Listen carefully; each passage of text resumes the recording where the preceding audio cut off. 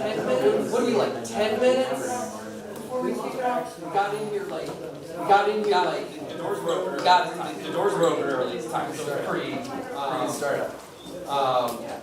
Give it 10 minutes, give it 10 minutes, and then we'll start. Okay, great. If anyone has not put their pen on the map where it signifies where it lives. Oh, yeah. Everybody solid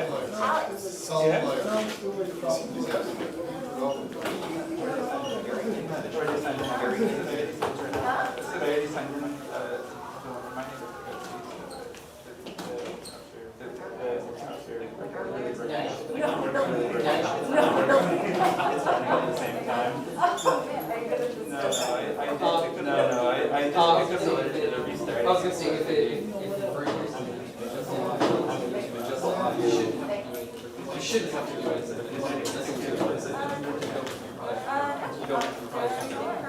There's encouragement to sit in the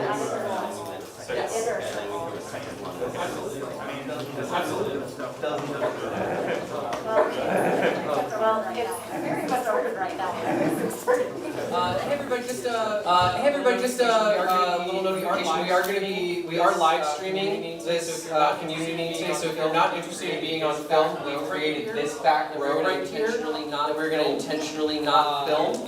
That's your spot. Yeah, that's your spot. Otherwise, as much as people can focus and get into the inner circle here, that'd be great for group communication.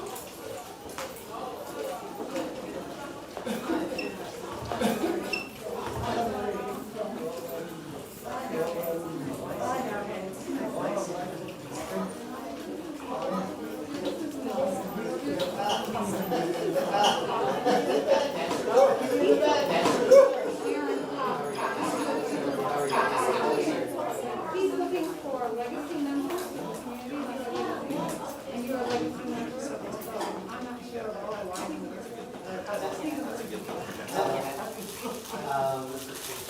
While we're searching on the programs, I think one is, I think we did even talk about taking available saving up the for home workers, potentially for home workers, doing that. Doing that. We talked before.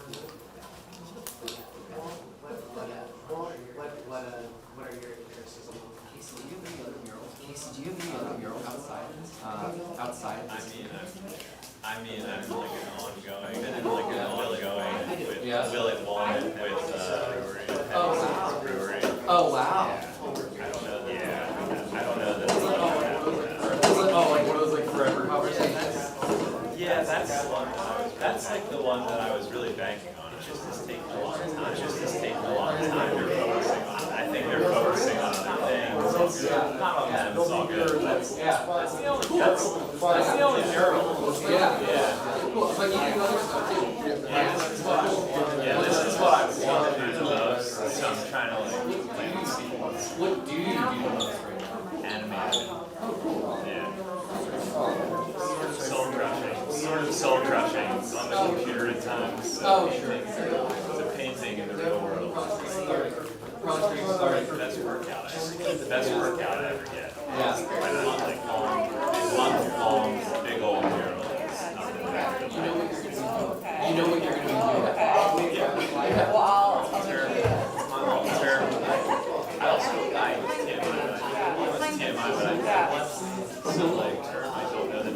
I don't know that being an animator is like Staring at a computer screen all day?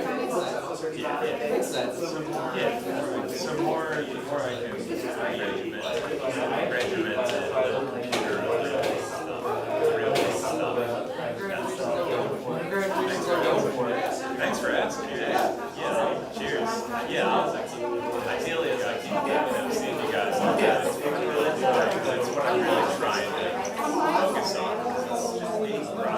Just these projects that take a lot of time. It's that's Yeah. Similarly, I've been trying to like be more intentional how my attention is moved around and like how much I focus on things, how many things I allow myself to focus on, like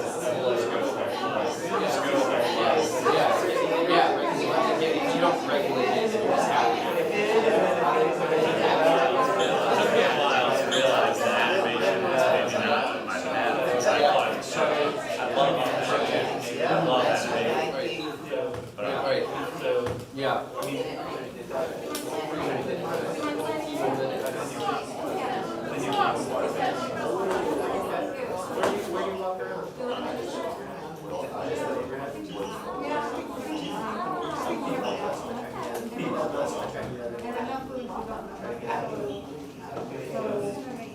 What's gonna make them?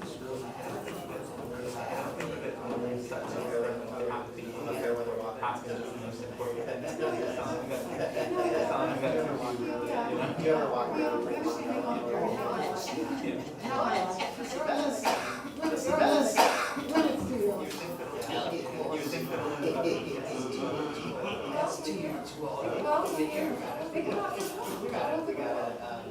What about like Fidel?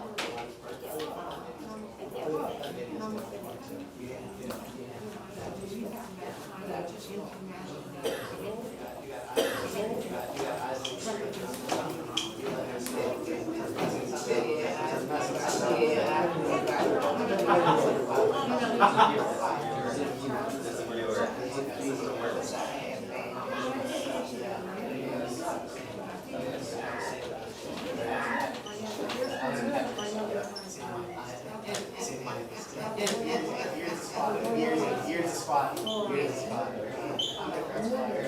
gonna grab the fire.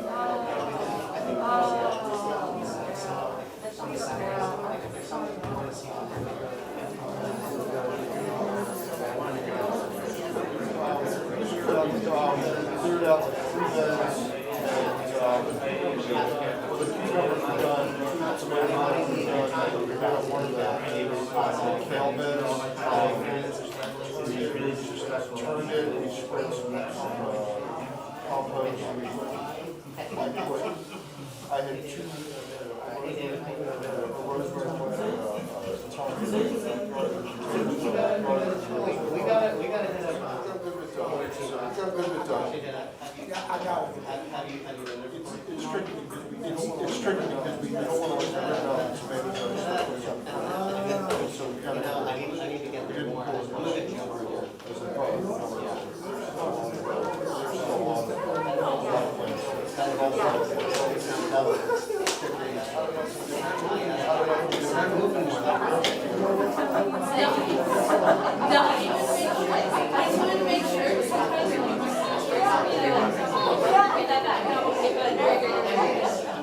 Very good.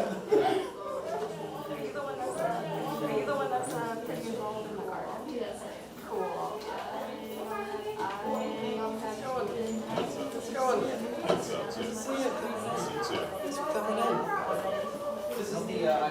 This is the I don't want to section.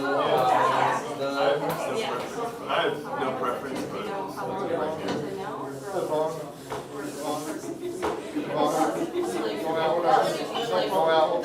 They'll probably pull it alongside the little park. It's going to be 3 ounces and a 2 liter of soda. Maybe having a second set of hands would help. I got you.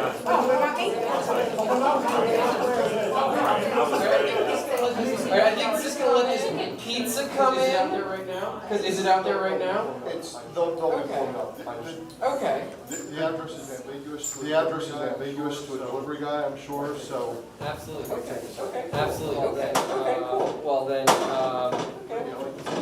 okay, like 2 minutes, and then give it like 2 minutes, and then we'll get started. By the way, my name's Matt. I'll be facilitating today. It's nice to see everybody here. I'm so glad you're here. Stay cozy, and we'll start today. Start with the icebreaker now, or would it? You know what? Yeah, we can. Because they'll be in here. In that case, let's start the meeting. We are going to start out with an icebreaker today, and Isaac has an icebreaker for us. So I'm taking this from another meeting I was in a couple weeks ago, and it was a great conversation starter. It's so simple, but I love it. What's the best sandwich you've ever had?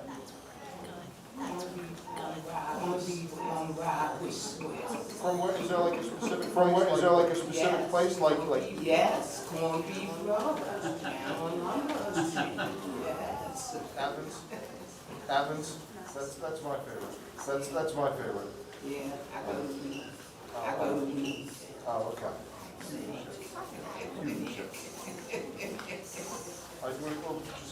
I do it clockwise, just go clockwise from there, or do we want to do something? I don't want to put people on the spot. I don't want to put people on the spot with everything. If sandwiches bring that to people, I don't know. Yeah. Josie, it's actually also like my favorite. It's actually also like my favorite meal, or like the best meal I ever had. Soggy, really soggy sandwich. After hours of trekking through mud, tundra and dirt, and we thought we would not need to wait to have lunch and eat in the car, but in the end, we got back. Just don't remember what was on it, but it tasted so good, even though it was terribly soggy. it was the moment. It was the moment. Yes. Together. Excuse me, my name's Andy. I think that's kind of Ruben. I think that's kind of Ruben. Places have good vegetarian or good vegan Rubens, but I think others. Yeah.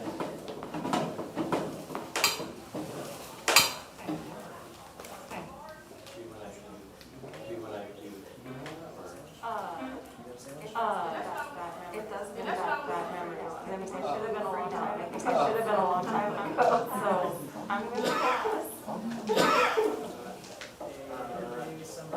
Every summer, I eat tomato sandwiches. I used to love the fresh ones from the farmer's market with anchovies, mayonnaise and anchovies on like a soft brioche. Back when it existed, so Food Street Market had the best tofu banh mi's, like some nice like corner market grocery store thing, and yeah, super delicious tofu banh mi's. Yeah, I'm Mark. It's a toss-up between. I don't know. It's a toss-up between being so hungry on my way to Nebraska a couple months ago, and fixing myself a peanut butter and jelly sandwich or years ago, a shrimp salad sandwich from someplace in South Baltimore and Fairfield. I can't remember the name of the outlet. The outlet wasn't a chain. It wasn't a chain. So take your pick. Oh yeah, say your name. Oh yeah, say your name and your favorite sandwich. I'm just kidding. Hillary. Yeah. I'm Savannah, and my sandwich, I was just in Rome a couple weeks ago, and I had a great caprese sandwich there.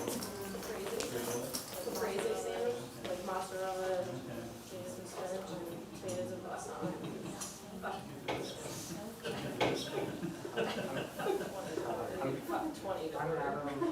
I'm Adam. Tofu banh mi sounds really good. But for some reason, first thing that came to mind was like a bagel with hummus, tomatoes, sprouts. Any place where you go? Everybody knows. Yeah, Tinge has good bagels. I'm Hannah. It's a toss-up sandwich. It's a toss-up. Chapstick. Gotta love it. Gotta love it. Gotta love it. Or I had this banh mi. Don't know where I got it from. I was working nights at the time. I was exhausted. And I gotten that banh mi like the night before as like a little gift for myself. I destroyed it and I slept for like 16 hours. It was bomb. So good. It was so good. For me, maybe not like the best sandwich, because I love sandwiches and I make it whenever I can, eat sandwiches whenever I can. But there was a place in DC called Redline that was a sandwich place that specialized in bread, like they make their own bread, and they constructed the bread, they had the sandwich in mind. So they had special breads for every sandwich. They had this one, it was like prosciutto with mascarpone and ricotta and arugula and a fig jam on this like sourdough bread, and it was like really kind of simple and like incredibly good. And they did not survive the quarantine, unfortunately. I have fond memories of that. I have fond memories of that sandwich. I got it like that sandwich. I got it like 5 times. I'm Mike, and I don't really eat sandwiches. I'm Mike, and I don't really eat sandwiches. My name's Matt. My name's Matt. I was gonna name a sandwich from Macedonia, but then you reminded me that my favorite sandwich was the malapesto on a bagel that they used to make at Red Ends when they were on St. Paul's. That one was. I don't know if I still have it, but I miss it. Yeah, everybody, my name's Aaron. Everybody, my name's Aaron.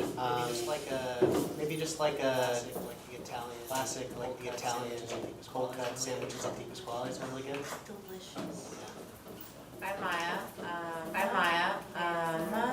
And also here for Mozi Bread stuff. And as a resident vote. It is on our bread, so it's the first one that came to mind. I really like the tofu banh mi, speaking of, at Artifact Coffee. Yeah.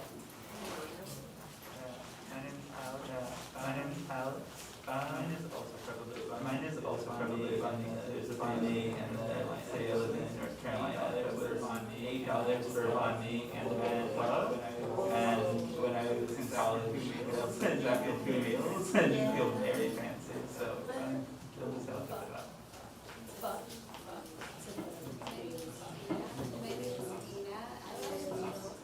love a BLT. I don't have anyone in particular, but I just love BLT. I'm Yvonne, and I do like bone. I really don't like sandwiches, and that's probably the only one that I do. Did we miss anybody? Anybody not say their favorite sandwich? We have pizza. Terrence Brown, DPW Community Liaison. Decided to stay for your intros, but I actually have an outro also because I'm actually on the agenda at another. But I brought you some goodies and some bags and things like that. Since I had my favorite sandwich. I don't even want to mention now after this gentleman here said, so I'm just going to he said whatever he said, and that'll be. Got a new person in the back? David Fed from the All Hills Community Benefit District. I don't really have a favorite sandwich, but I have a favorite food. I have a salad. I'm Casey Corbett. I'm an artist with a studio at Clipper Mill, but super local. But my favorite sandwich is a bacon, egg, and cheese on a bagel. And I like to do. I almost said BLT for real. Because I like to do bacon with brown sugar and crushed red pepper flakes. Like a little sticky sweet. Hello, I'm Quantes Smith. I'm Vice President of Women's Wellness Community Association Southwest, over Southwest Baltimore. Just here to represent. My favorite sandwich is actually the one my girlfriend made for me. I can't remember exactly what she put on there. I was amazed, and I still remember.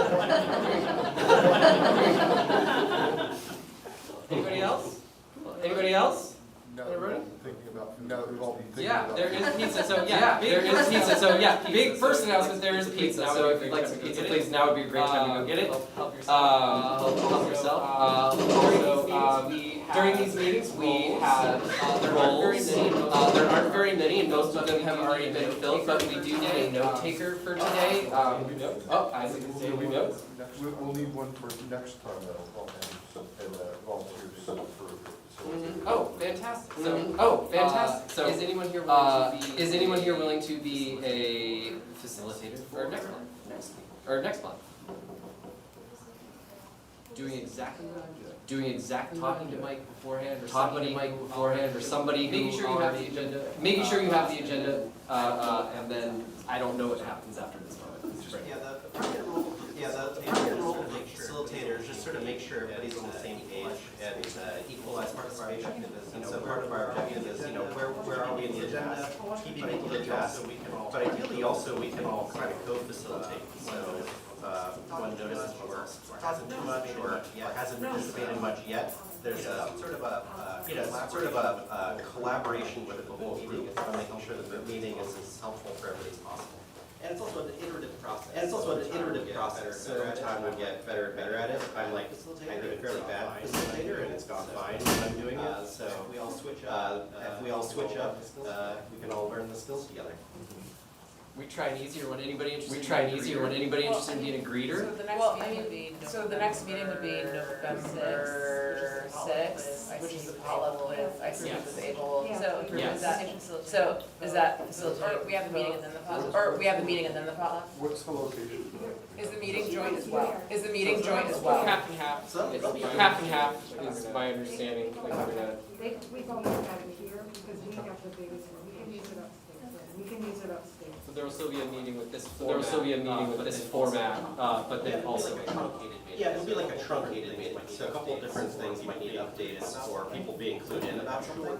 So it'll be like a short neighborhood meeting followed by most of it being a potluck social. I was gonna volunteer, but I'll be out of town. I was gonna help to clarify that that's what we were talking about, so. Greeter? I'll be a greeter. Greeter? Fantastic. I can do facilitator. Awesome. And anybody interested in doing notes? All right. Cool. Okay. I think we did it down this list. We're cruising down this list. This is amazing. It's moving. Okay, cool. So next up on our list is call for dues and donation organization.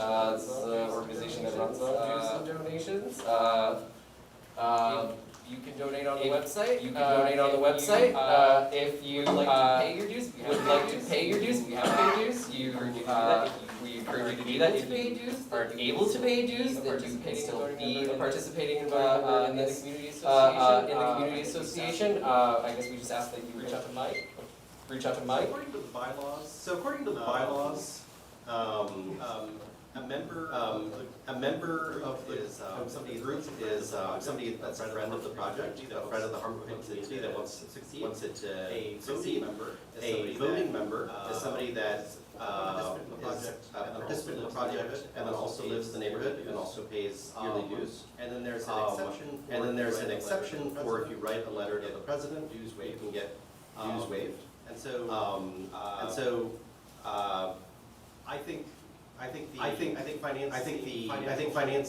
financial shouldn't be a limiting factor, and so I think folks that want to participate should be able to do so fully. So basically, the donation, dues are so that we can exist. Like it allows us to buy pizza, it allows us to print out flyers, and Space. It allows space. It allows to take space. There's a lot of different logistics, and so it's a way for you to contribute to the project. So we really ask you to pitch in. Dues are $10. Dues are $10. For the year family, $10, Bob. Per household. Okay, cool. Well, there's that. Okay, cool. Well, there's that. Wait, just to put it out there, how do we pay on the website? Do we give cash? Do you have a Venmo? Do you have a PayPal? What is going on? There is a website. There's a way to go to the website. There's a way to pay your dues there. You can pay your dues directly to, say, Mike. We have a treasurer that Mike can hand it over to. Traditionally, we don't have a Venmo set up. We don't have a PayPal set up right now. It's just the website, or directly to a. It is on the homepage. You don't have to. It is on the home search. You don't have to like search for it. It's like kind of right in the top. That is the easiest way to facilitate that if you have internet access. Anything else for dues and donations? Cool. Well, upcoming events then. Dumpster Day is this Saturday. Can anyone speak on Dumpster Days today? Yes. We always need volunteers. This will be at 27th and 27th Boone. and Boone, Yeah. 27th and Boone. It will, so it will. What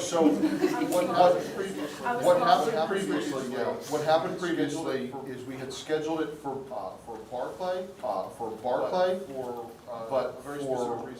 a very specific reasons that we had asked them to actually, relocate it to 27th and Boone, and they did not. They dropped it at the original location, which caused some confusion, but that means that the 27th and Boone location did not get the opportunity to have a dumpster near them. Like to make And so we would like to make sure, that's Harwood East, it's on the other side of Greenmount, and we don't want that part of the community to feel just because they are neglected just because they are on the other side of Greenmount. And every time we put a dumpster there in the past, it's filled up very quickly, so there's clearly a need for it.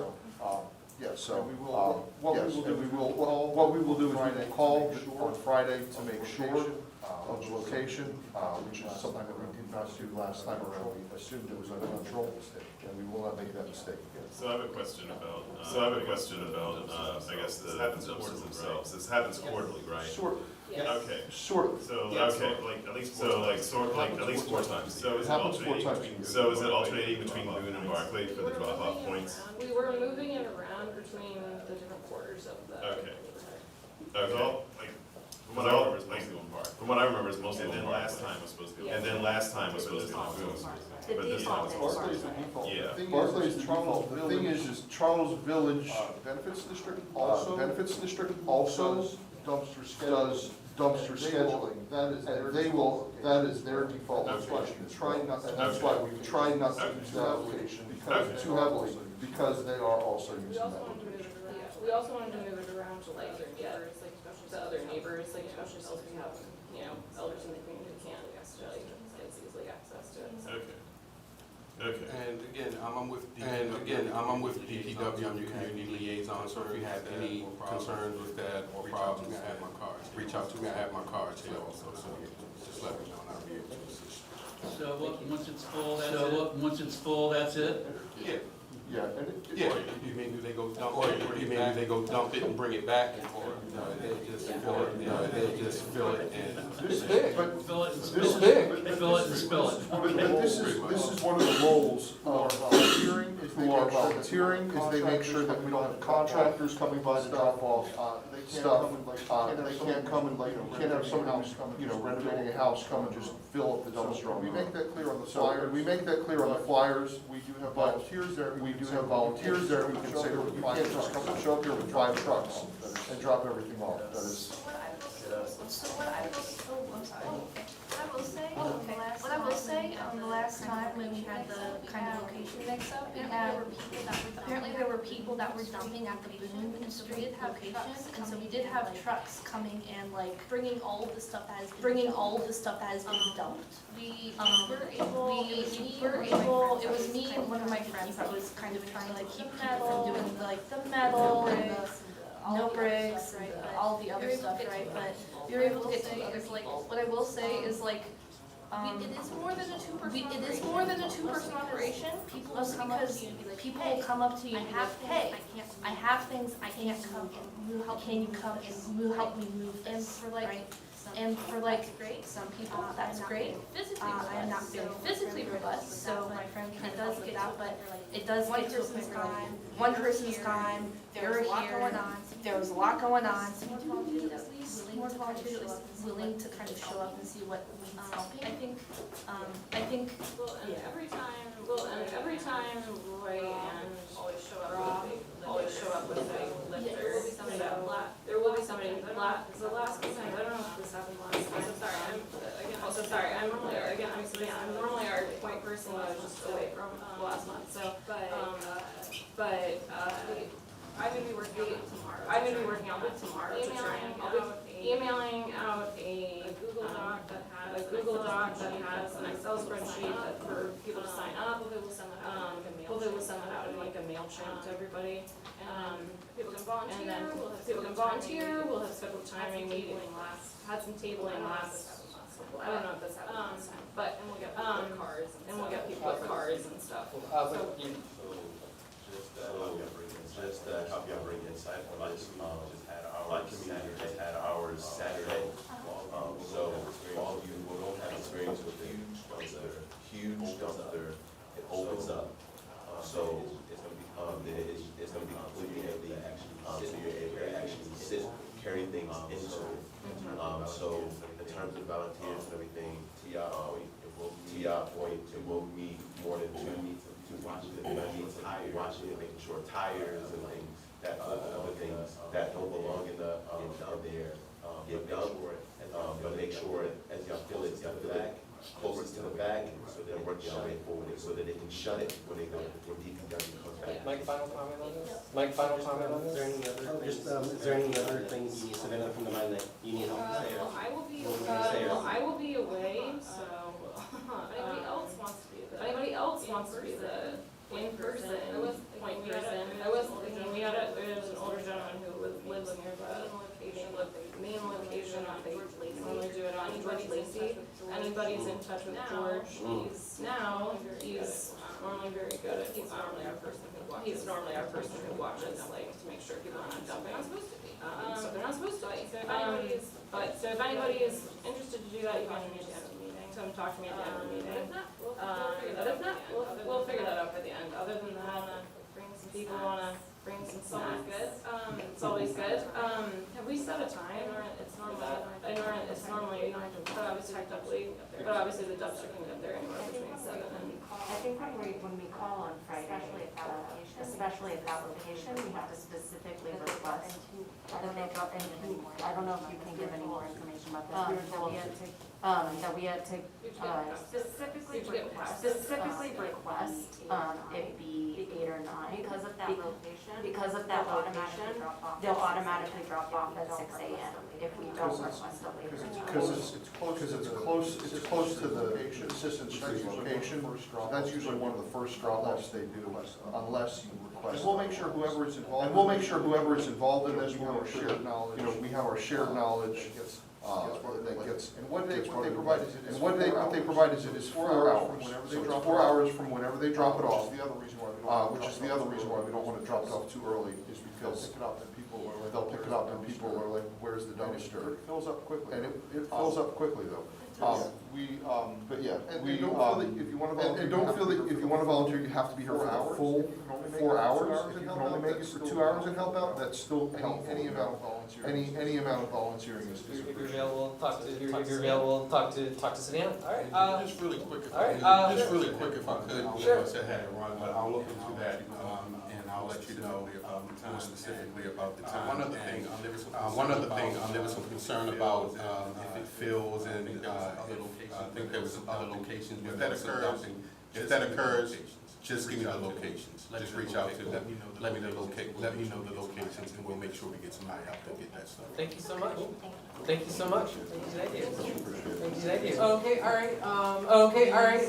So we have 6 more agenda items to get to before we get to our guest speakers. So really, we have like maybe 2 to 4 minutes on each of these. 2 to 4 minutes on each of these. If we're gonna stay on schedule. I'm not saying we have to limit anything. I just want us to all have the same. So next up is the 29th Street Community Center fundraiser. Do you have? I bought flyers, a nonprofit now for 2 years, independent nonprofit, and so this fundraiser is extremely important for our administrative funding. We get lots of grants, but those grants are for programs. Fundraisers are our way of hiring students like that to help out, and things like that to help out with the programming and center. The purchasing information is on the flyer. There's also what do you call code, you can choose with your phone if you want to do it that way.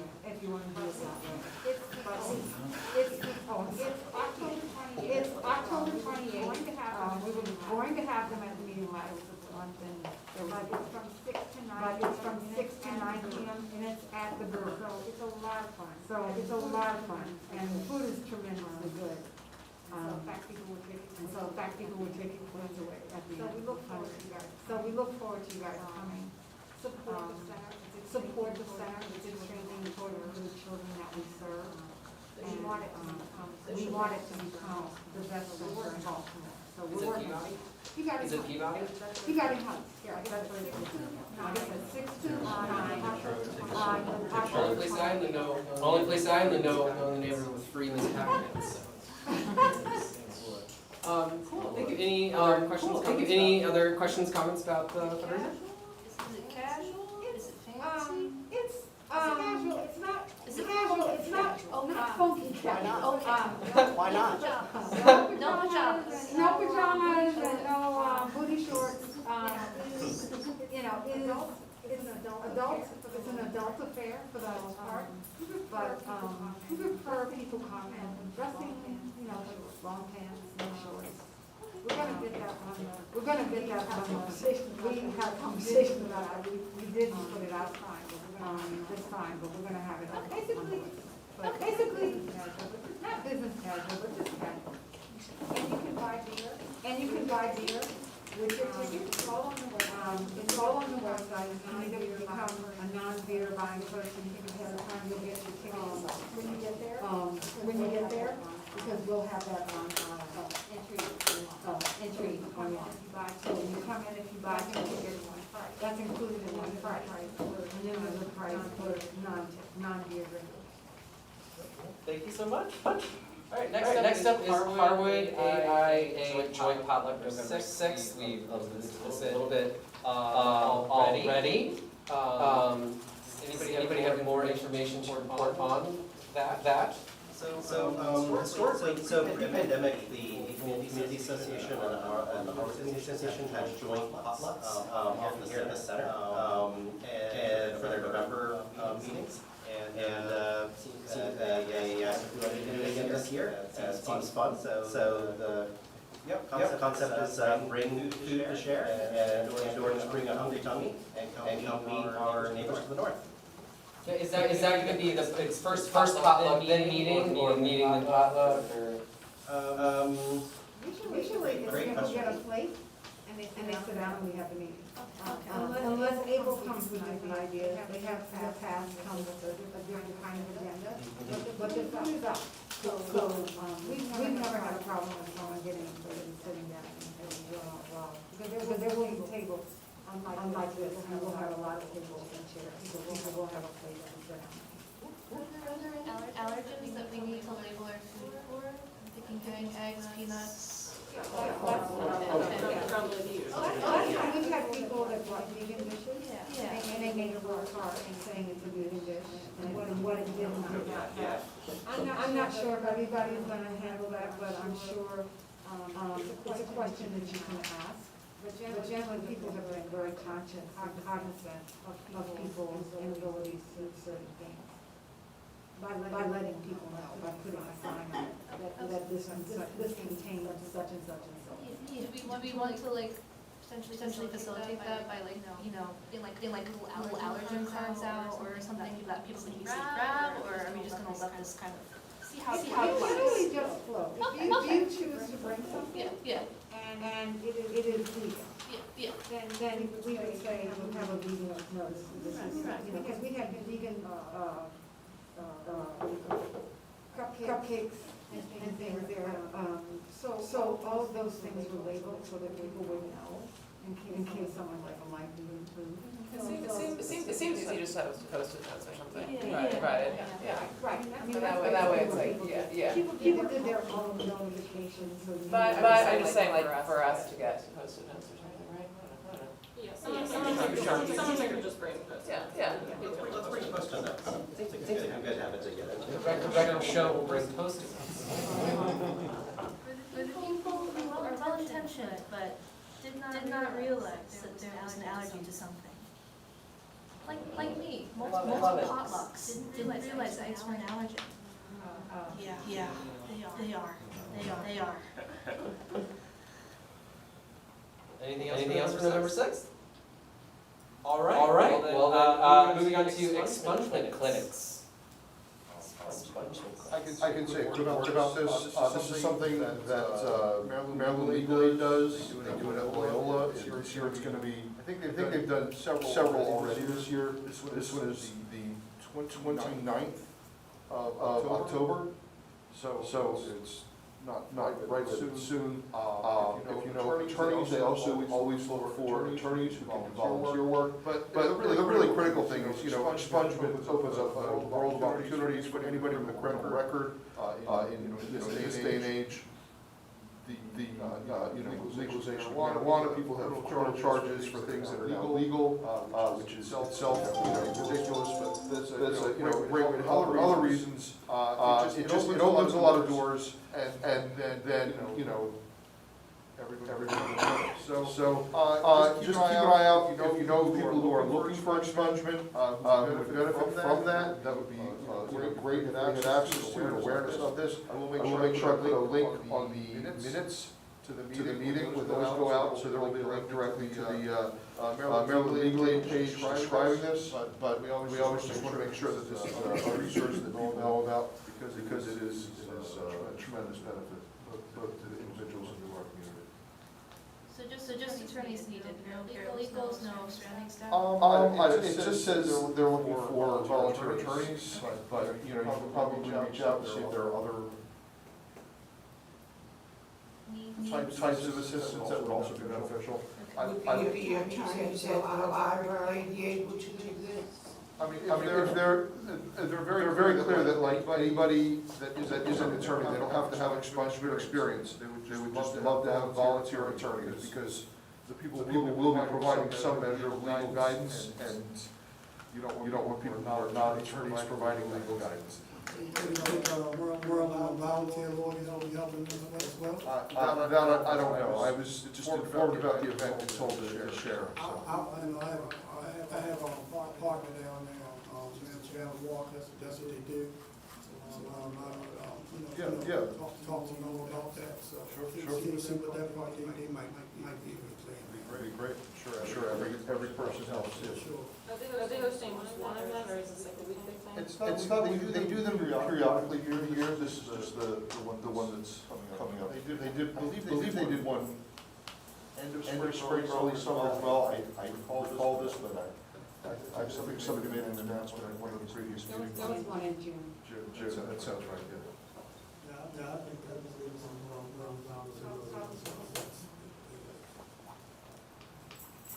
All right.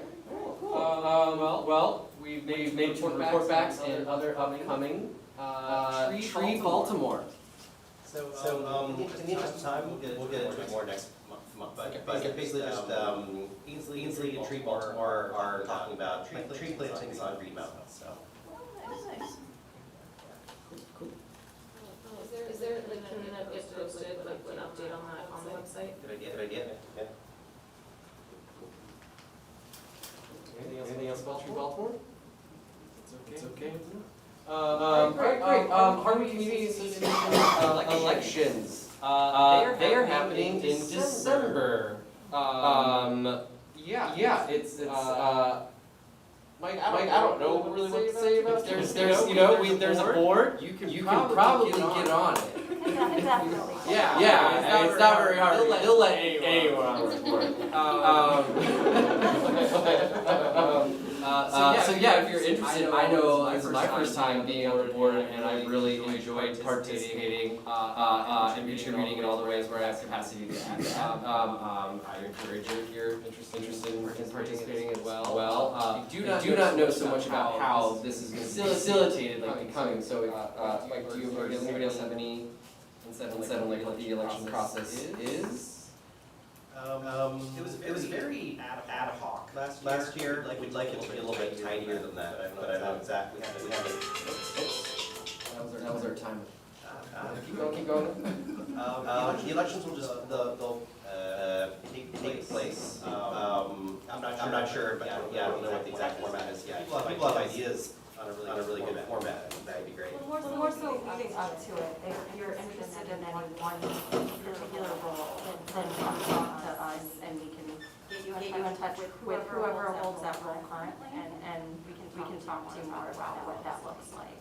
And no one's gonna fight you on taking over their role. We will continue to do them if no one does, but we would love more people. So December 4th will be our December meeting. It'll be as always, first Monday of the month. And then there is a president, there's a vice president, there's a treasurer, there is technically a secretary, and there are several board members who generally take on different roles, depending on what their interests are, depending on what their abilities are. We have, I think, five, maybe six different board members, in addition to the four title roles.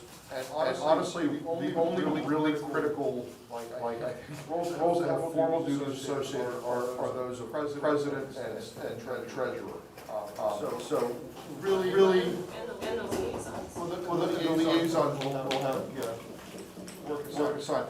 But if there is a level of participation you can do or can't do, we can work with that. You know, honestly, like having 10 board members means that there will be more people to pitch in, even if they're not all doing the same amount of work every single month. Because people's schedules are different, and this is volunteer work, nobody gets paid. Except Ainsley. Alright, we do have to keep moving quick on this at this point. Moving on to JHU private lease is on the agenda. I have some questions about that. There's like a couple of us that were like kind of talking with you, Christina, Kiana, stuff like that. And they were talking about potentially having a, somebody come in and basically do an informative thing about what the police force is going to be like, not me. We have someone. I'm so sorry. I will say, I did not come prepared to do an informative discussion, but talk a little bit. So, Alex, I'm from the Hopkins Graduate Worker Union, and we've been, so we're currently looking at a contract in which we're pushing back against this lease, but a contract fight is usually not the kind of we win things like no police force. So really last week, we had a meeting with some folks around the Harwood, including Mike and Isaac, about the possibility of maybe a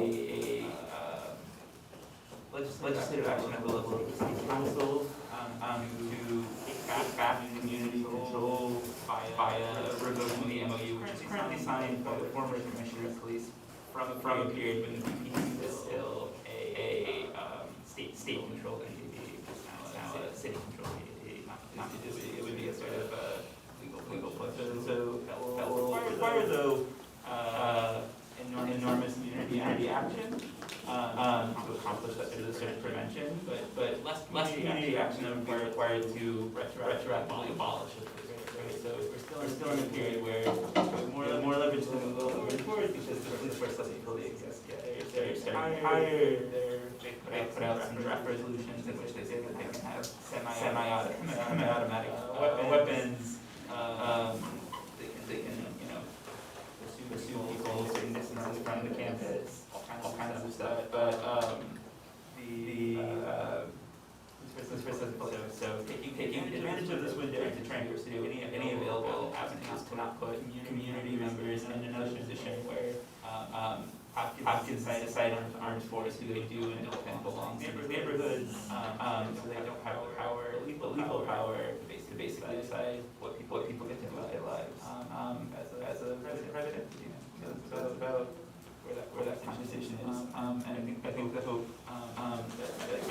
that maybe this is going to be a continuous conversation, very early stage, and obviously all of us have a lot going on in the union. We're in the midst of a lot of different fights, but certainly having someone to coordinate with, sort of take a couple of people who might want to take lead on something like this, would probably be really helpful. We also did have a more like informative time last year, 2 years. I don't know. It's all a blur. It was last year. Okay, yeah. So there was like other informational sessions, but And there's been some discussion of putting some history that on the website, and there's a plan to do so. It hasn't been executed yet, but this is just a good reminder that we should do that. And this sort of ties into the issue of also like the elections, and several processes were interrupted by the pandemic. And we have sort of been, not reinventing the wheel, but sort of finding where we were when things got disrupted. And so we're sort of refiguring out how processes happen. And that includes the elections, but that also includes where the community association was earlier with regards to police. There was an established sort of census, and rather than trying to redo that, we're simply operating under the assumption that this is a continually changing community, but it is not dramatically changing, and the consensus from what we can tell from general conversation seems to maintain this opposition as a general rule. So I think we can probably talk maybe a little bit more about that afterwards, since it was just going to be something that was mentioned, and it always provokes more conversation, because it is an issue we're passionate about.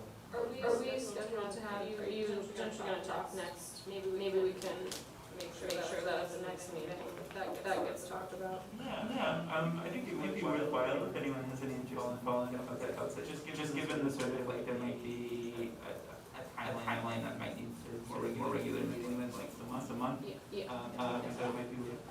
Hi, I'm Councilwoman Ramos. My understanding of the timeline and the advocacy is, there's a court case pending right now, and then also, there is the mutual aid group and, ABLE that's been working on, with the Kansas Law Center on legislation.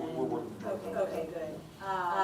But we're still, Councilman Stokes has agreed to sponsor the legislation. But we don't know whether that's going to be for the lawsuit. So there's kind of, and anything can happen anytime. That's where we're at. Also, next meeting might be interesting because it's an AIA joint. Oh, right, Yeah, so that might be synchronicity. So Mike and I, are you our point goal for the HCA in those talks then? We are. At this point, we're not yet. Yeah, we are at the moment, and we are happy to pass that over to other leadership in the neighborhood as well, so that you know, things responsibilities are spread more broadly. All right. Thank you so much for speaking to us. All right. So now we're moving into our guest section. We have a representative out to talk about CSX. Cole, Yeah, no, I'm not going to speak out. I was going to. So I was that you all had some concerns about the CSX track improvements that are happening in your neighborhood, and so I don't live in Curtis Bay, but I'm with a group called Coal Free Curtis Bay that is helping them out with all planning nonviolent direct actions to support some of their things that they want to do. But so their situation is they live right next to the coal export pier. And so I can just pass out flyers. There's not one of these for everybody, but just take a look and keep one if you want to and share it. And then this is also something they've done to report to the Maryland Department of Environment when they see coal dust and things like that, and pollution in their neighborhood. They're going to pass those out just as samples. They're also having their rec center moved someplace they don't want it. But I just kind of here to like share information about them. They're also fighting CSX. They would like a different commodity to be exported from that location. Obviously, coal has been exported there since the 18th century even, or maybe the 19th century. So it's been there a long time. But they had an explosion because methane wasn't vented properly about a year and a half ago or so. And the situation is there, that coal facility is like 1,000 feet from people's homes, 1,000 feet from their current rec center.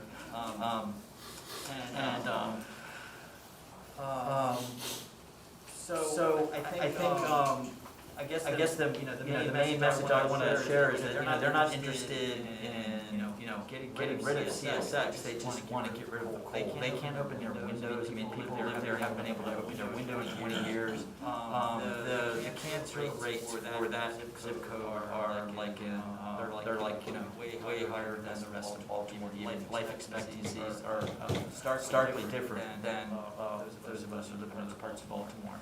So I live in a neighborhood that also abuts to this rail line. I live in Bolton Hill, and so that line comes out right, like sort of Mount Royal, out of the ground. And I know that CSX came to a community association meeting for us, like I think like a couple of years ago. I wasn't at the meeting, but I don't think it's as big of an issue for our neighborhood, because we don't have the road crossing that kind of goes under Mount Royal and then it's leaving the neighborhood. But yeah, if you have any questions about what's going on in Curtis Bay and their fight against CSX, as far as stopping CSX, I believe that stationary rail is something that this country needs. So we should be trying to get rid of our rail systems. We should be electrifying them and making them a resource. So I don't know how that fits in with y'all kind of resisting the track enhancements that are coming here. But anyway, please take a look at the flyers. If you have any quick questions, again, I'm not from Curtis Bay. I'm with a called Coal Free Curtis Bay. Just trying to help out there. So yeah, thanks for letting me share this information. I really appreciate it.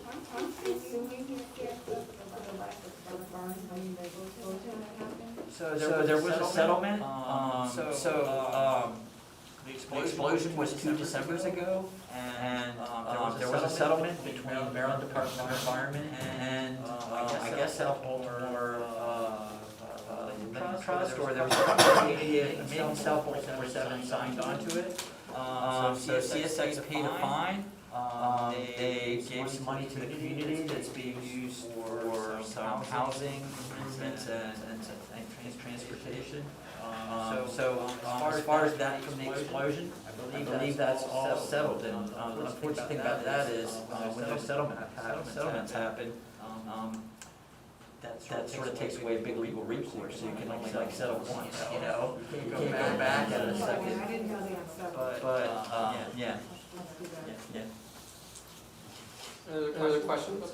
Mike? I guess I'll say one concern I have too about construction is that historically CSX and the city have passed a backward force responsibility for maintenance and upkeep on the infrastructure.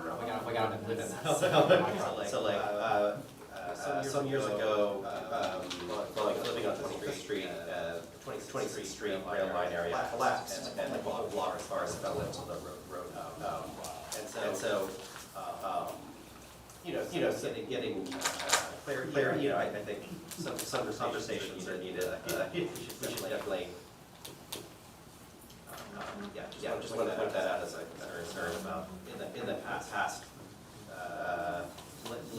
barriers to responsibility on who's keeping a safe rail infrastructure. Shouldn't we be speaking to their safety people to be like, okay, in order for you to do all these expansions or all these things, what are your safety people doing? I want to say one thing. So when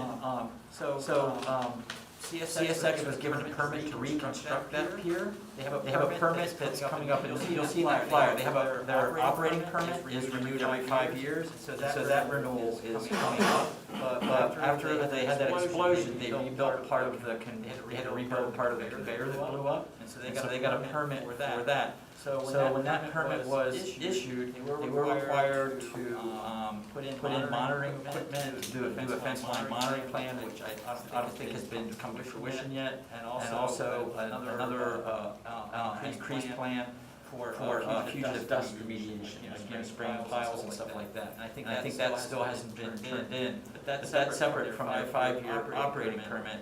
Again, that community would just like the coal out of there, but I feel like all of us could advocate for, if the coal's going to come in our city, it should at least be covered while it's coming through here. And so I think definitely this is an opportunity when they are getting ready to invest in the infrastructure to put the double stack things in, this is when we have some leverage to say, wait a minute, we have children here, et cetera, so, yeah, I'm sorry, I will on. When is the actual replacement supposed to begin? I understood that it was gonna happen like last month. So they came and presented last month here. This is their first time ever presenting to Harwood Community Association about the construction. And they conveyed that they were going to begin construction in February. It was conveyed as a, we're here to make sure the community knows what we're doing, but it was not a, what are your concerns, what's your but it was a, we're about to do this, FYI, what here's all the ways it's so great. And when asked about, it's your question about safety, when they were asked if they'd done safety studies, traffic studies, and environmental studies, they said they didn't know, which means they did not. So I believe, I don't know this for a fact, but I'm pretty sure at this point. So when the permit that was being operated down there at the pool pier, the way the permit was given was for modeling. So in other words, CSX did some modeling work to say, okay, well, this is where the dust is going to go. Based on that, MDE gave the permit. And so the modeling must have been like really bad, because right now you've got high school students being by Johns Hopkins and others doing actually air testing to do the work that MDE didn't bother to do. So ask for air monitoring. We should all have air monitoring. There should be air monitoring along the whole CSX route. Yeah, which also makes me wonder if we should connect with Charles Village, because I'm sure that they also had to approach them. They haven't yet. They haven't yet? I know. And then I have two places in my district that this is happening on the 23rd quarter, and it's not my district, but, and then also the fourth quarter. So it's a lot of disruption. I'm sorry I wasn't at the meeting last time, but I'll be happy to facilitate another meeting to try to get more answers. Because we did have a virtual meeting like a year and a half ago about this as well. So there's all kinds of concerns about parking on Guilford and other issues. So yeah, I think that it's important that they're open and transparent. Also, they said bridge construction starting in February. They'll actually start construction at the rail level in December. So like, because that doesn't. Yeah, there are two, they have to raise this one up, and they can dig a little further down. But the rail level doesn't require traffic disruption, so they're just like rolling ahead with that. I'll just say, is there any way we can have them back in here, that kind of conversation? Because it's kind of weird that they came in and said, hey, this is what we're doing, see you later, bye, and left. And now we're trying to figure out what it is. I think we should, I don't know how we would do it, get them back in. Special meeting that we do a lot of flyers about, make sure it's hybrid as well. Yeah. I would suggest that we have, I know other people working with, of course, Bay have talked to union members, but you might reach out to the rail union and get them to come to the same meeting, because the real problem is the disinvestment by the corporations in the rail system, and safety is an issue, and we're just in East Palestine, so, yeah, I mean. CSX is terrible on public relations. Apparently they hired somebody to help us with doing all these public meetings, but they haven't done what they are supposed to do. Particularly on the Parks and Rec side, was a large issue. So I think I'd be happy to facilitate. I mean, if you would do it at one of these meetings, like a special meeting, bringing in Charles Village, we were bringing in April, bringing in some of the other stakeholders. That's a great idea. Related, or maybe not so related issue, I guess quality of life, but I'm on 26th Street between Guilford and Barclay.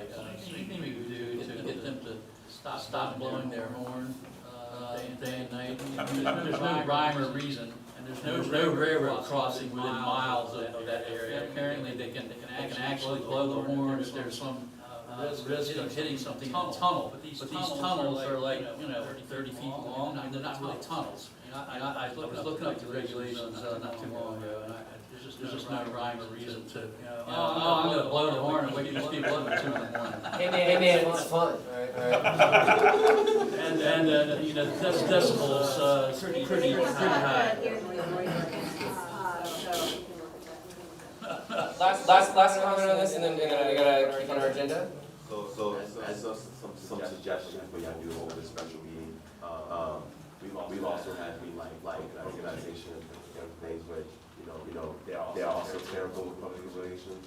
Now I'm not gonna name any people, but when it comes down to it, you know, they may come into this meeting making a whole lot of promises, but I would urge y'all to ask questions in terms of what does the follow-up look like, and can we trust in the follow-up, and what is it that will happen if y'all don't, do these things and set things that y'all should be adhering to. So Actually, I think that's a good point, because the DOT is issuing the permits for the bridge work.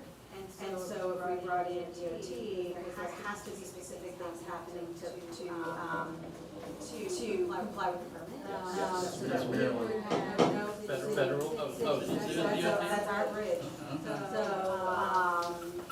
So we, that's a good point about, like, let's figure out what the leverage is relative to the permit.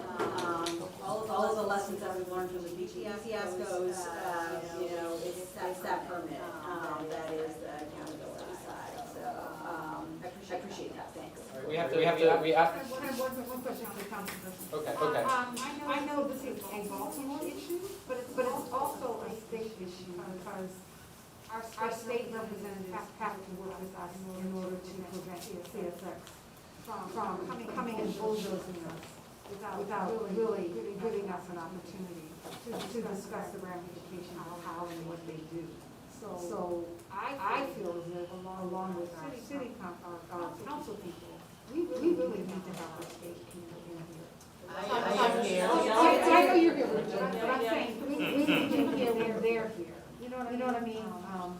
I was actually literally just text a representative of CSX saying that, can he provide me more information about this improvement replacement, and that there's going to need, there needs to be a meeting from them to Charles Village, April and Harwood. I'm sorry, y'all didn't want to, can you stand up, because did you announce yourself? No. Well, the meeting was happening. We're going to name your favorite sandwich. Ball answered our favorite sandwich. It's not my meeting, I don't want to be meeting. No, you're good. I think they need to know who you are, because you are the victim of it. Yes, it is. When I came in the meeting, I can wait my turn. Yeah, but you can introduce yourself right now. Sure. Delegate Regina Boyd, 43A, Vice Chair of the Environment and Transportation Committee, happy to be here, and happy to give some insights about what has been said. I've been listening and don't just wait around to speak. But one thing I want to touch on is the CSX permit renewal, and so MDE. So first of all, I want to say that I understand that CSX has a new person that they hired, not just a community relations person, like the person who operates things. MDE has a new secretary who is pretty awesome, has environmental justice at the top of their schedule. So CSX had a permit renewal September 30th, and what the state has been trying to do is literally hold their feet to the fire, right? And I think to the point of if it has to be here, it needs to kind of adhere to other regulatory requirements to handle and manage coal in the way that other states do it. So for instance, in other states, there isn't coal that is uncovered and moving on tracks through neighborhoods. It's a little crazy. Coal being wet to cut down on the dust. One thing that MD is waiting for is the report that Johns Hopkins University is doing about the dust in the air. So the question is it coal dust? Is it just dirt and soot being kicked up from driving up and down the street? They want to make sure of the study, what is actually the dust, and so then how to remediate it. But this is an opportunity, as I've been talking to the state about this, to really hold CSX feet to the fire, to rather than say, which they can't, respectfully, they cannot deny their permit, because I think it violates some type of interstate commerce. But what they can do is hold on to it, and to the point earlier made, is say, you have to do these things in order to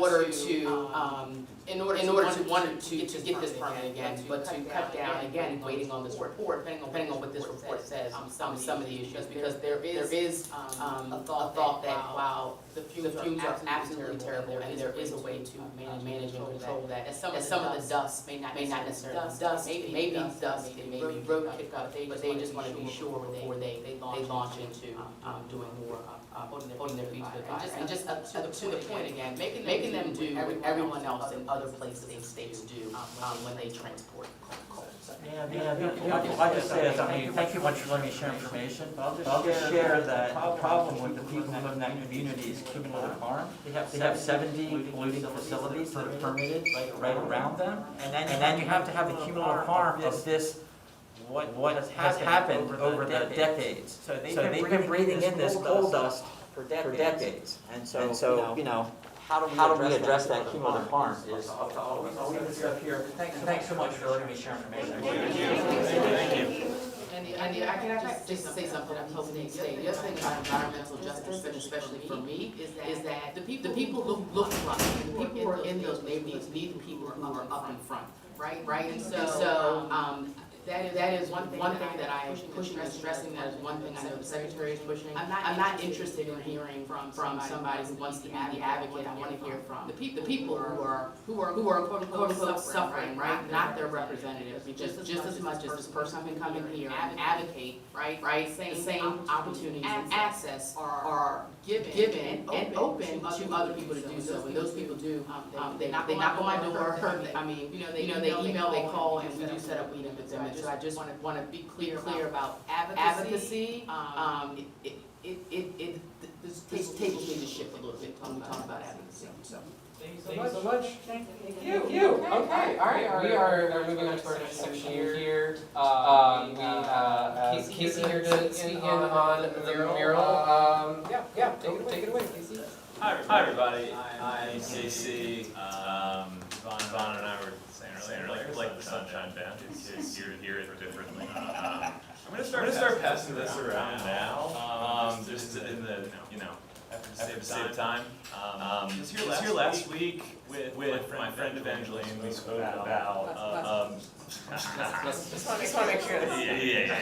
That's not last week. Yeah. But we spoke to the people who were here last time. For those who weren't, we are hoping to do a mural down the street. I'm not here to give a ton of info tonight. Really, the goal is to get some feedback on the content of what the mural may be. We have a general concept that was presented last time. Really hoping to stick to that. But there's a lot of room for Easter eggs and visual cues that really solidify it as a piece in Harwood. So yeah, that's what it'll be distributed in an email with this month's notes. So check it out if you don't get a chance to just open your camera app and scan the QR code there. It gives opportunities in sort of open format to just respond and apply some of that local knowledge that I don't necessarily have, and some of the other feedback we got last time, I'll just speak on real quick. Definitely going to try to provide sketches, try to work with the community to get a final. Okay, this is the one. This is what we want to create. And then the other thing that I have heard a couple times that I think is a great idea is to have the community be able to help paint the mural. Because then I'm glad to hear you guys will with that. But yeah, this design is essentially meant to be something that could be like a paint by numbers sort of application. So ideally it would be something that Evangeline and I can sort of produce it that way with the neighborhood. So anybody that you guys can distribute this to, that would be really nice to make sure we get a nice aggregate of responses to make this as cool as possible. But yeah, it's really like anybody who might be interested in the participation element. My email is listed on the form, and I'll make sure that I get it to anybody if you reach out before I leave. But yeah, any sort of open forum discussion of the project and how it's moving forward. It's a good place to sort of dump your thoughts, and then feel free to reach out to me on a personal level, because that was the big headline last month was trying to make sure that it is authentically representative. So we have some fun ideas, and I have talked about it a lot, and with the limited feedback I've got from this Google Sheet sort of response thing, I've been really excited by the insight that I've been able to get there. So that being said, go Orioles. I just want to call out that last meeting, we said, hey, we really look a way to give input to do something, and here you are giving us exactly that. So really appreciate that. I'll continue to be here. It's great when we can ask for something and that can happen. That's really cool. Yeah, and it does. I mean, I am somebody who the favorite part about art is that critique and communal aspect, collabing. That's the center of this, was me trying to find a mural to create with Evangeline, who is a badass artist, and just somebody who I admire, and reach out to me as well. I run a art collective in Woodbury, Mill area, and drawing club, and all these just little stupid little fun artsy things. So hit me up. That's my whole essence, is just collaborative development. So it's fun to be here and see how you guys sort of workshop and group think everything. Please. That will also be in the notes, and I will also share that on the WhatsApp chat. Let me know if you want to be on the WhatsApp chat or not. Awesome. And thank you. I actually was able to meet with Mike at some point and get some feedback on. Just anybody who's helped me so far, and the people last week who provided that feedback, it's making me feel more confident about the process. So thank you. Cool, awesome. Thank you. All right, we're doing great. We're going to be on time. We're doing it. Other committee report backs. Are there any activities right now that have report backs? For the Green Mountain Development Committee. Yeah, do it. So I had a meeting earlier today, so I was a little late for this one. I was a lot late for this one. For Green Mountain Development Committee, we spoke with Baltimore Tree Trust and Tree Baltimore. Confusing as hell. I don't know which one is they. One of them is a city and one of them is non-profit. I literally asked both of them, you're this one, and he immediately forgot it. So that's both of them. So we had originally we were like, okay, we need to get some grant money to cut the holes. We got a grant form, everything. I think we were working on a grant form, but found out that we actually don't need a grant to get the thing done. So they came by, we did a walkthrough from 29th down to see what the situation was. It's crazy. There are no trees. Probably like 4 trees between 29th, probably like 5 between 29th and 25th. That is. On what street? On Green Mountain. You could count the trees. So they were like, okay, we could partner together and get this done. So what they're planning to do is, one, between the fall and the winter, they're gonna cut boxes. Then they're gonna do a map. When they're gonna do after they finish the map, they're gonna come in and present to the board. And then in the spring, they'll start planting trees. Love that.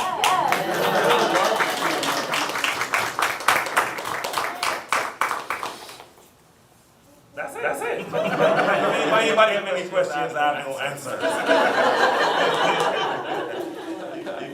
If you have questions, I might have some answers.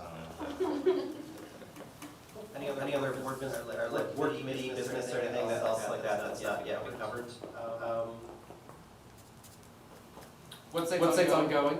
Website's ongoing, and we are running on it at rate of capacity, but. I can help with that. Yeah. If there's, Okay. there's capacity. Yeah. We've got it great, we know what we wanna do, and now the execution is a little bit of testing here, but, Mike, do you know how many people have been watching the live stream? 7. Okay, I just want everybody to realize that is a 700% increase. The last.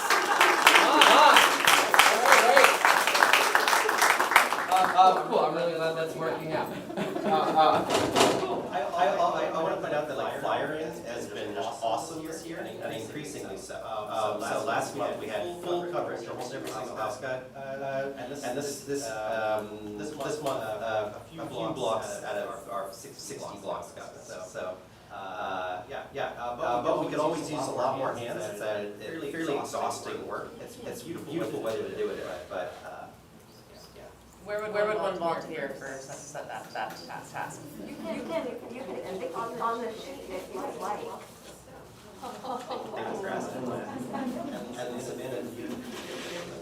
Yeah, Tim, are you and Christian working on the history of the JHU private thing? I know that was in our last board meetings, but I wasn't sure if there was an update on that. Yes, I guess the question, like what, you can give me communication, so sort of institutional knowledge about Harwood's engagement around private police. It would be good for us to have like language to distribute. And for people that have been in the neighborhood association longer than I have, we'd love to hear from you all about what that's been like until now, so we can get that. So just put a V next to your name and circle it if you're volunteering on the flyer. As this gets passed around.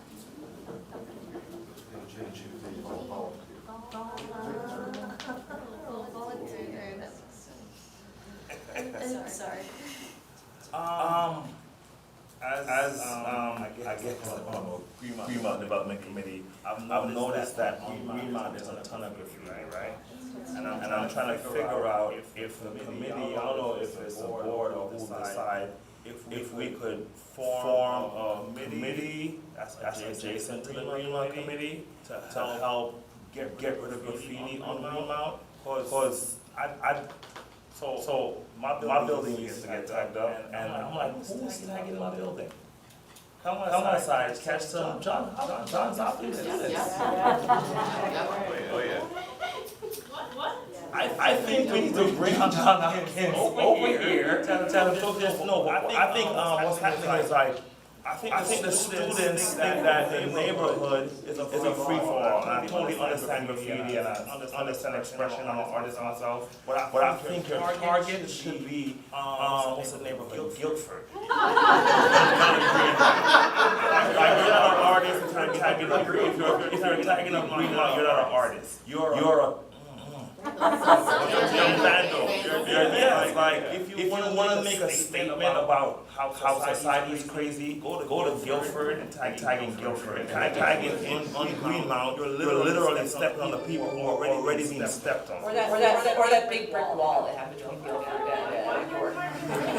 It's like, I mean, like you go up, like I was walking with the two people from Treebolt, and it's like embarrassing. I'm like, it's like taking somebody to your house and your house is dirty. So I think if we get some money from the committee, and we can form another committee, decided we could get some people to volunteer, we match the paints, and once a week we go through and we cover, of course, nothing a graffiti artist hates, then coming back to show his friends his work or her work, and it's not there. Oh, sure. Can I ask, did you press charges on this person? No, what happened was I came outside, I caught my leg, what are you doing? And they're like, oh, I was like, people live here. And both of them said, we want to do it again, and they walked off. Well, the thing is, there is this very weird perception that somehow Hopkins is buying up Greenmount, which is not true. Therefore, these individuals feel again entitled to then tag up folks, everybody's property, which is entitled and unbelievable. But I say that because it is overwhelming, and I would, ask you to work with Diana Emerson, Yeah. who had, they did like a thing or two, yeah. And we could probably join forces and do it again and do it for the entire. It is unnerving. I'm down to, Waverly Main Street. yes, We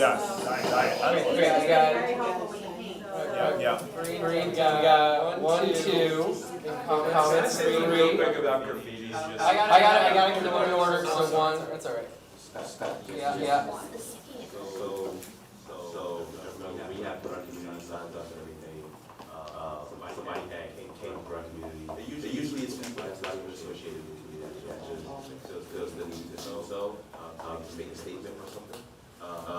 But afterwards, I cleaned it off. Usually keep those areas clean, and I had like tacked it all off. But we have put our mural up and like show who want to develop into that space. Makes them less likely to do it. On top of that, if it's a common space that keeps getting tagged, then you just use something like that.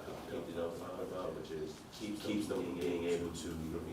I see schools use it all the time, so kids can't. Is it a certain type of paint? Yes. So there's a mural, you can put a clear on it so it's easy to wipe off. Oh. Stay on time. You're okay? All right, so we have a third Casey. I just wanted to note that the mural, we've kept in mind future-proofing it, and that's a big part of why it's gonna be like white, blue, black, so that we can just keep those on hand and touch it up. And I do believe what you just said, which is that when you bring art to the neighborhood, ideally, it's given a level of respect. And that does seem, I look at murals and think that every time there's the graffiti. We've even thought about ways that we could leave it designated for graffiti, but There's some cities that have that program where they have selected safe spaces, and be like, just walk there, I can't help but only half kid about like, well, if there's stairs down train tracks. There's plenty of kids.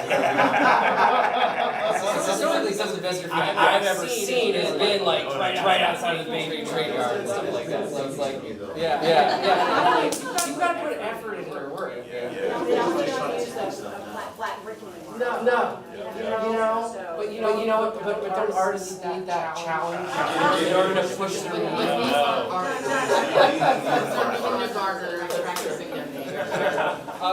Cool. Hey, it's not 8 o'clock yet, which we actually have 4 minutes, 5 minutes. Oh, there's one more committee. Okay. Oh, sure. Oh, yes. Hi everybody, I'm Councilwoman Ramos. Good to see you all. I'm sorry I wasn't at the last meeting. I just have 3 updates. One is, I don't know if you've seen the mayor's redistricting map. Yes.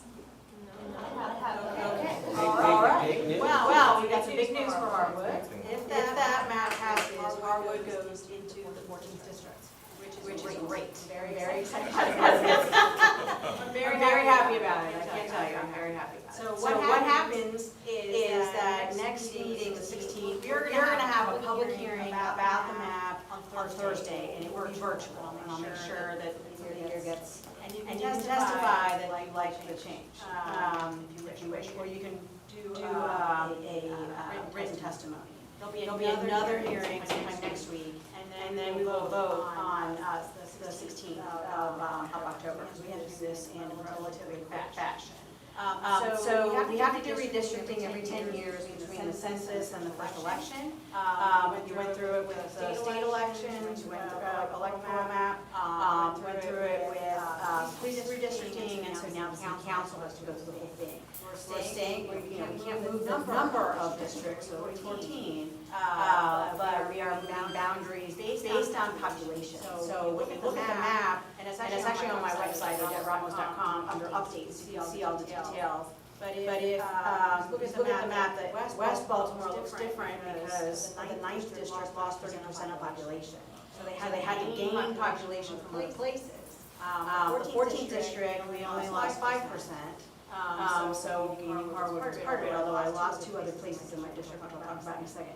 And then there's the 12th district went south. and gained Harwood East and a couple of others to be able to make up. I think they lost like 10%. So that's how. And so the criteria is they can't redistrict out of our districts. It has to be about 41 to 43,000 people per district. And it has to be diverse, as diverse as possible. My district right at the moment is literally half black, half white, with a few Latinos and Latinos in between, including me. So that's kind of the reason that it happens. And we have, unfortunately, Mayor's Office didn't do public meetings prior to introducing it, kind of on a crunch. Because the Board of Elections is like, we gotta hurry and get this done, so that they have time for the May 2024 primary, so that they don't have any mess ups, right?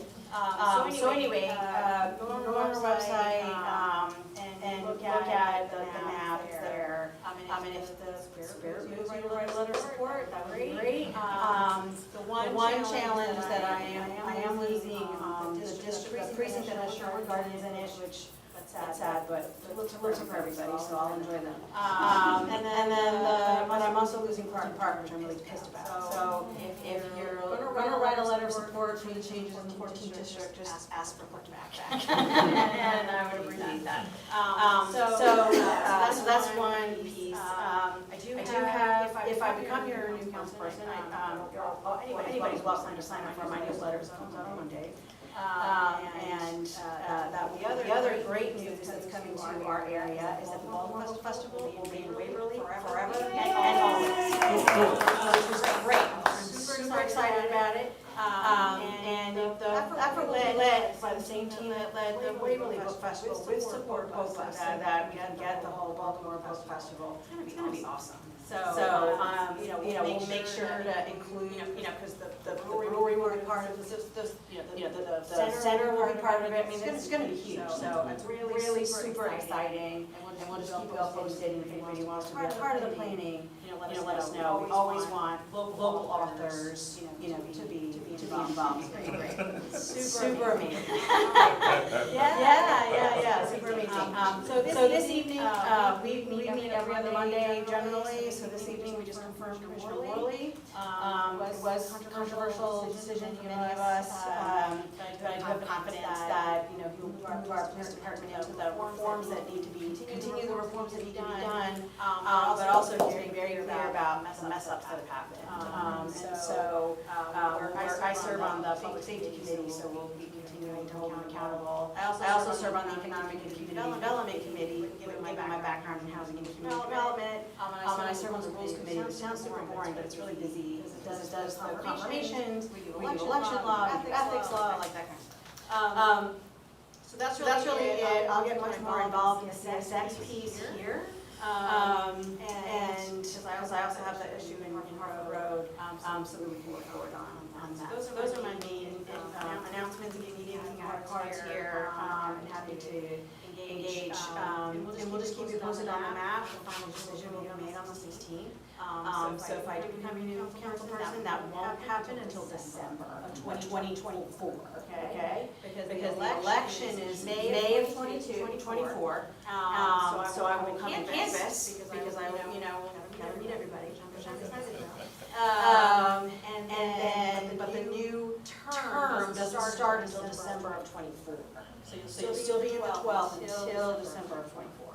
Okay? But I have a good relationship with Councilman Stokes, and I'm sure we'll, continue to share notes and all of that.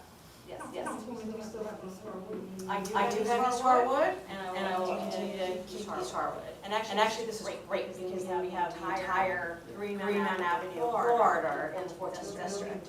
From 25th Street all the way to 43rd Street. I mean, it's a big deal.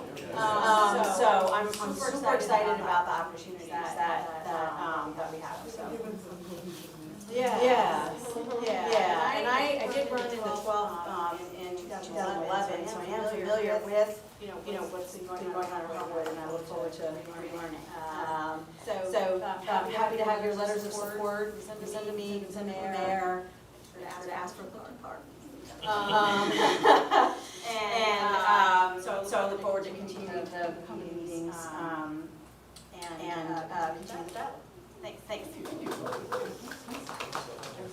That would be redistricting at the state level, is that easy? No. And having way better run. So, Delegate Virginia T. Boyce, I don't have any major announcements. Other than that, I would say this is the special time of year where we start gearing up for session. And session means that if you contact, and my sidekick is Delegate Elizabeth Embry, who I couldn't be here tonight. She has another engagement she had to get to. But legislation, we've talked about it, we want to discuss it, you want to see if something is already in the books. But this is the time to discuss it if you are interested in legislation, if you're interested in legislative bond initiatives, it's money for capital projects within the district, within the community center, so on and so forth, and those are the opportunities available. So if you are interested in those things, please reach out to me. I did leave my email address, but I want to put that out there. Now is the time, because we don't want to duplicate any efforts that may already be duplicate, or they've already been involved, but giving us enough time and attention to research anything you may be interested in. And essentially pointing you in the right direction of individuals who may be carry something more, where you can get more information from. So that is really important to me. Earlier, last year, the speaker appointed me to the Chief Deputy Majority Whip position, which means that I could be like, hey, what you voted for that speaker? And then this summer, I was honored and surprised that she appointed me as Vice Chair on Environment and Transportation. Been on that committee since I was elected in 2018, so I am excited about the opportunity. Excited. And just so you know, the Environment and Transportation Committee, it is environment, it is transportation, but it is also housing and rural property. It is natural resources, agriculture, and open spaces, for which I'm the subcommittee chair. It's ethics and land use, as well as local public law. So a lot of transportation, local law comes to that committee when we, for instance, we've been fighting last couple of years, but hopefully we'll fight well this year. But like for instance, allowing the city to lower its street speed limits without an engineering study, because we've already done a study through the street. So those are the type of things that we work on and work for Baltimore City. So thank you.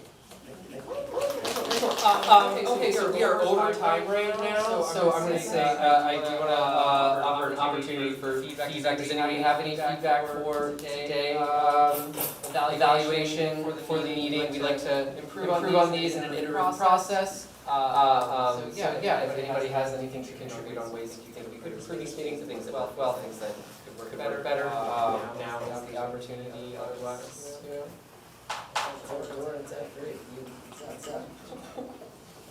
I just appreciate the agenda right there. That's essential for me.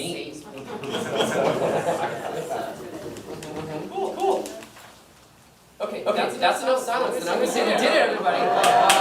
We hope to see you next month. A lot of here, hope you see more as well. I hope you have a great one.